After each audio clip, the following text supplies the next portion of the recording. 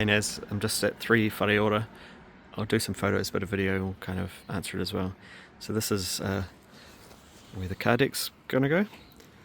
This is the front door, bottom of the plans. So you come through, they've taken the ceilings out completely, helpfully. So my first thing I'll look at is there's an underpurlin line here, which is a board on its side. The builder's going to replace that, and they have these struts, and the struts are pretty much 100 by 50s, and they come down on walls typically. So I'm saying where the wall, the way to helpfully replace this underpurlin with something bigger, and then we have a bit of tolerance to move sideways. This wall, so perimeter, bearer on the other side of the wall. So the wall doesn't sit on the bearer line, but we're moving it closer. So the thought with that is when we're shifting that wall, we're making it better. We do have the struts landing on the wall, 2 of them, but we're moving the wall about 300. So again, that I'm sure that will work, shifting that one over 300 and just putting it onto the new wall. And this one here, moving it up the line of the valley, and then we can strut onto the new wall. That'll be okay. That is staying, I'm pretty sure we talked about it, that one there. Come through into the second room that moved over. Let's just give you another view of that. Ceiling joists in this area, because the wall's moving over, going to stay. On the other side, they're going to replace the ceiling joists with longer ones that come through. So the underpurlin, you can see here, runs through, no strutting in the middle there, it just goes right the way across. You get to that, and we're bringing this wall this way, so that will become a strut onto the new wall, which is closer. Same with this one here. We can move that one up the line of the valley and strut onto the new wall. There is a problem though where in this one, the bearer line is about here. We're shifting it away, so what we're going to do is through this bay, we're going to do double joists. Just that bay where the load bearing comes on. Panning back up, we've got another underpurlin here. Pretty sure that wall was staying. I'll just check back on that, but ability to move it. Come through, this is so what's going to become the sort of kitchen area. Portal frame will be in here. So where I'm pinching, it'll go through into the subfloor. Portal frame comes up and across to this corner here, I believe. Comes through with a pile, and then the other one is a beam from here. This will be a big LVL, I believe, right the way across here.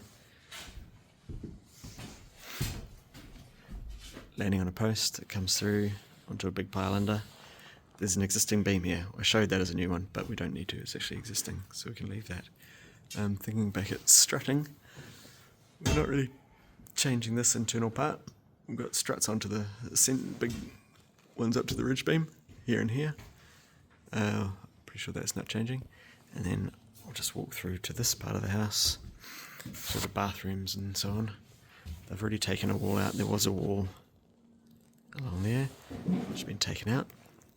Is a sort of come back to the underpurlin that I was talking about right at the beginning. This dark one, it's on its side, not very effective, so we're going to increase the size of that, and then the struts can be shifted along onto the new load bearing lines with the new underpurlin and come through into what becomes the ensuite bathroom.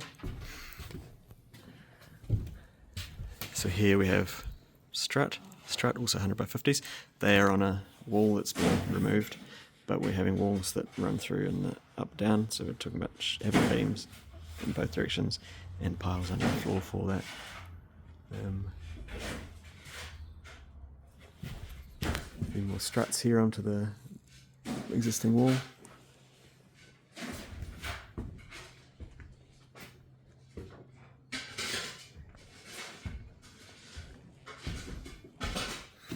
I'll show you the existing beam.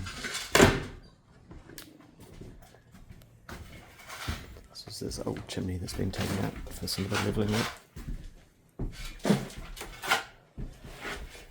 So this is what B1 was, so there is an existing beam there. These levels are staying the same, so don't need to change anything here. This door's being infilled, and there's a wall along here to make this sort of media room.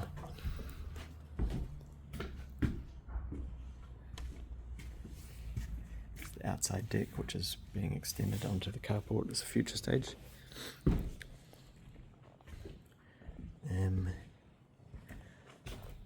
talking about bracing walls here, so where the portal frame is, your question about they'd rather have sort of glass, but if we need it, we need it.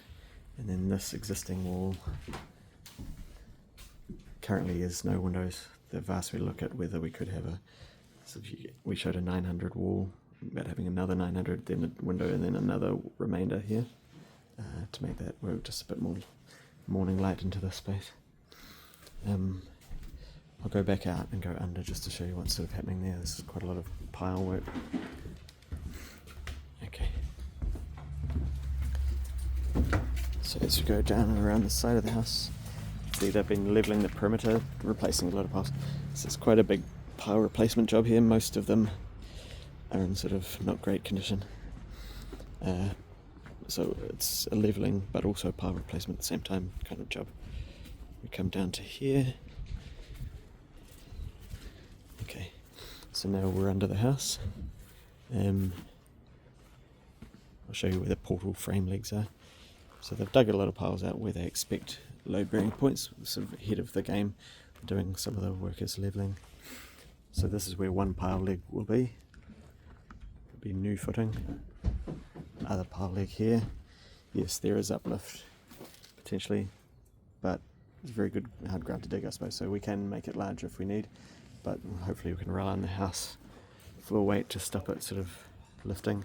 So what we're talking about at the moment is portal going up through the floor, and then as your idea, have a steel tie at that level and then brace back, possibly there, just either two diagonals or one sort of CHS strut across, so we've got a stiff subfloor and then the portal continues. So bearers are being replaced with this one hasn't been replaced because it's going to be replaced by the steel, but there's a number of actually there's not many like that. That's probably the worst one. But you can see these piles are not really far into the ground. They aren't particularly well braced. Some will be anchor piles and some will be subfloor bracing, so your message about not needing subfloor bracing, they do need that, unfortunately. There's not really anything in there at the moment. It's 2.2 from this lowest part to the top of the floor. It's quite a low space, but they've got this won't be a room, it'll be just a sort of a storage lawnmower shed kind of thing. Most of the joists what we measure them 100 by 50s at 450 centres approximately, and the bearers are 100 by 75s, so they've got lots of piles through the house. I've told them to put the piles where we need them, and then new piles or replacement piles, or if we need them, they get sort of staggered in at regular centres, but there's certain set out points they need to hit because of where our loads are coming down from above. Sort of is on temporary piles at the moment.